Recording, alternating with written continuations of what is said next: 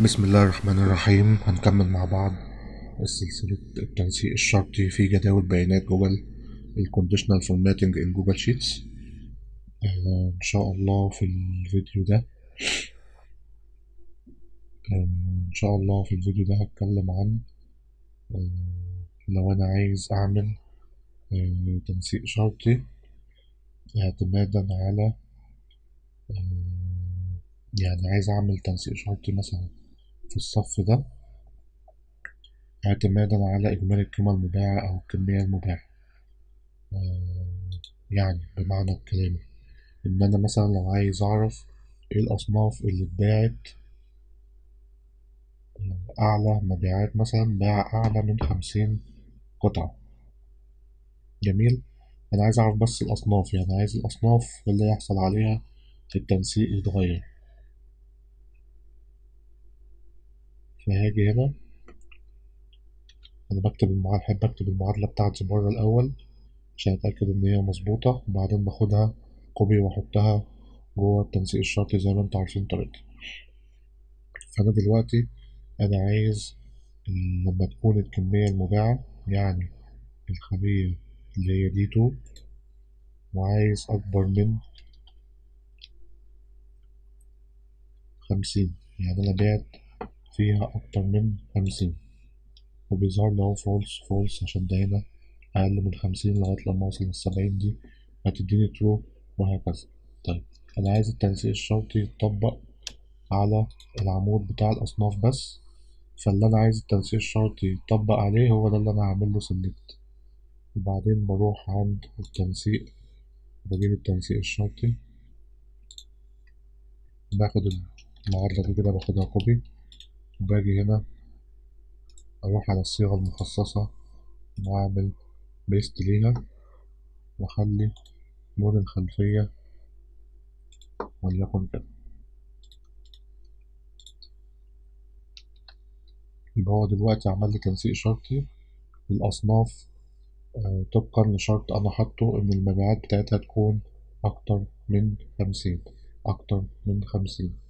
وطبعا لو أنا عايز السطر كله أو الصف كله هو اللي بيحصل عليه التنسيق، فأنا هغير أول حاجة، هغير حاجتين. هغير الرينج الخلايا اللي أنا شغال عليه، مش هيبقى من A2 ل A21، هيبقى من A2 اللي أنا عندي آخر خلية في آخر عمود في النطاق بتاعي F، فأنا هعمله لغاية F21. تمام. وهاجي في المعادلة بتاعتي أخليها من $ساين D2 أكبر من 50.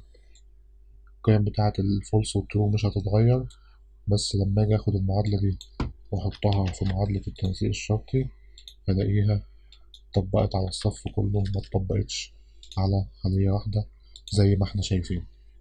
الكلام ده أنا شرحته قبل كده وبشرحه اهو تاني بس بشكل سريع شوية. فأنا خدت القيمة بتاعة خلية واحدة وعملت تنسيق شرطي لعمود تاني من البيانات على أساس الخلية دي، أو عملت تنسيق شرطي للصف كله حسب ما أنا عايز. يعني لو عايز أعمل تنسيق شرطي للعمود بتاع الأصناف بس، أو للصف كله اعتمادا على الكمية المباعة. طيب أنا لو عايز أخلي التنسيق الشرطي بتاعي ده دايناميك شوية، يعني أنا عايز الكمية المباعة تكون في خلية كده لوحدها بره، وأقدر أغير القيمة بتاعة الكمية المباعة دي الرقم ده، وعلى أساسه التنسيق الشرطي بيتغير. فبكل بساطة 50 اللي في المعادلة دي هشيلها وأحط القيمة بتاعة الخلية H2 بس، منساش أعمل لوك، أدوس F4 كده عشان ما يتحركش معايا لما أعمل كليك ودراج للفورمولا على الخلايا كلها. فهلاقيها متغيرتش، هي الفولس والفولس والترو زي ما هي. هاخد الخلية دي كده كوبي بتاعة المعادلة، وأروح على التنسيق الشرطي القاعدة اللي عندي، وأغير القاعدة دي وأخليها بالشكل ده، وأدوس أوكي. كده محصلش أي تغيير أنا زي ما أنا شغال، أنا كل اللي أعمله إن أنا لو عايز أغير القاعدة بتاعتي بشكل دايناميك، عايز هنا أخليها الكمية المبيعة تكون أكتر من 60، ألاقي القاعدة بتاعتي بتتغير. عايز أخليها أكتر من 70، ألاقيها بتتغير. عايز أخليها أكتر من 30، ألاقيها بتتغير بشكل دايناميك زي ما أنا عايز بالظبط. نفس المثال برضو، لو أنا دلوقتي عايز أجيب تنسيق شرطي اعتمادا على إجمالي القيمة المباعة، فهغير الخلية بتاعتي بدل ما هي H2 أخليها G2، فهغير القاعدة بتاعتي كده وأخليها G2 وأغيرها على كله. أنا بتأكد إن القاعدة بتاعتي سليمة وشغالة.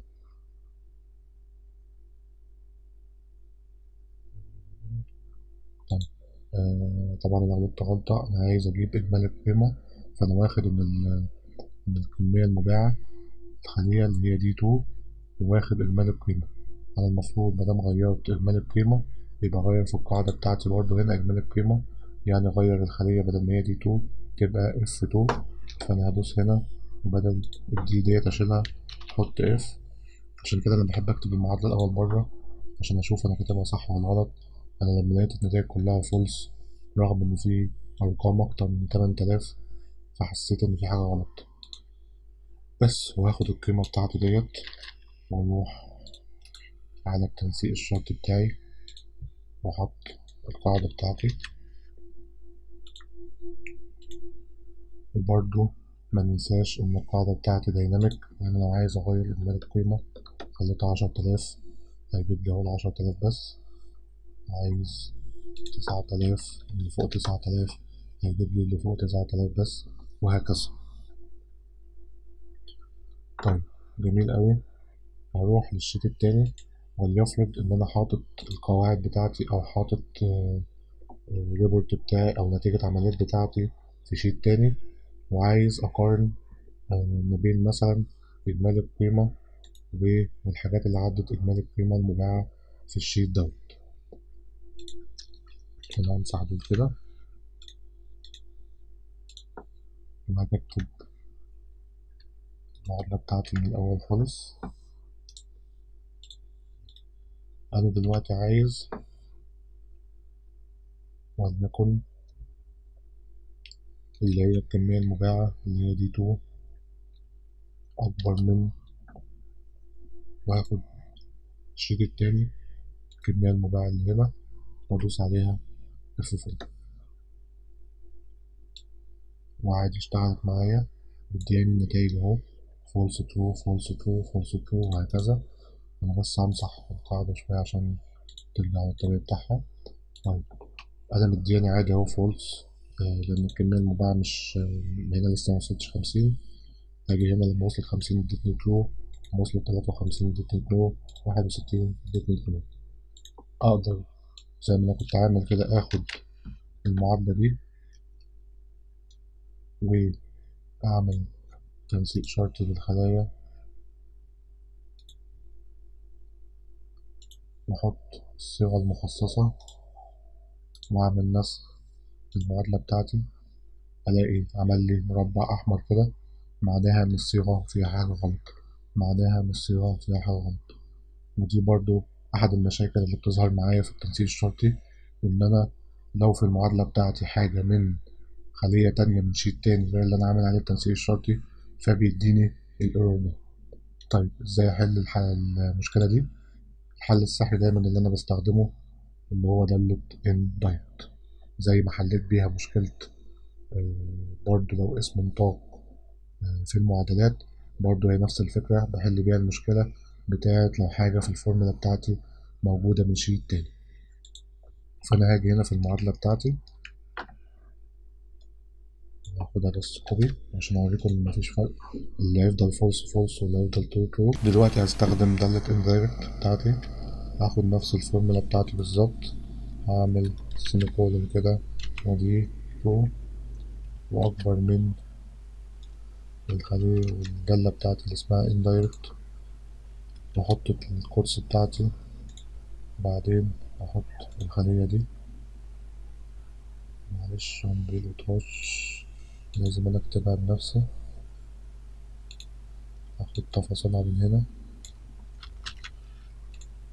بعدين اجي في وسط القوس واكتب اسم الخلية. لو جيت عملت كده دبل كليك الاقي نفس النتيجة بالظبط، اللي هنا فولس بيدي فولس واللي هنا ترو بيدي ترو. مجرد ما اخد الصيغة بتاعتي دي لازم اعمل لها كوبي من اول خلية فوق خالص، وبعدين اعمل سيلكت للرينج بتاعي واعمل تنسيق شرطي،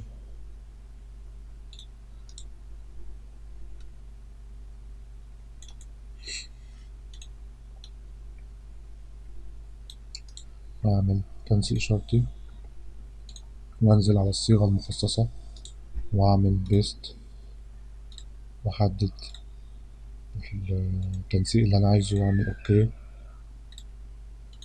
الاقي ان هو اتطبق معايا مفيش اي مشكلة، مع اني مستخدم خلية في شيت تاني ونستخدم خلية في شيت تاني.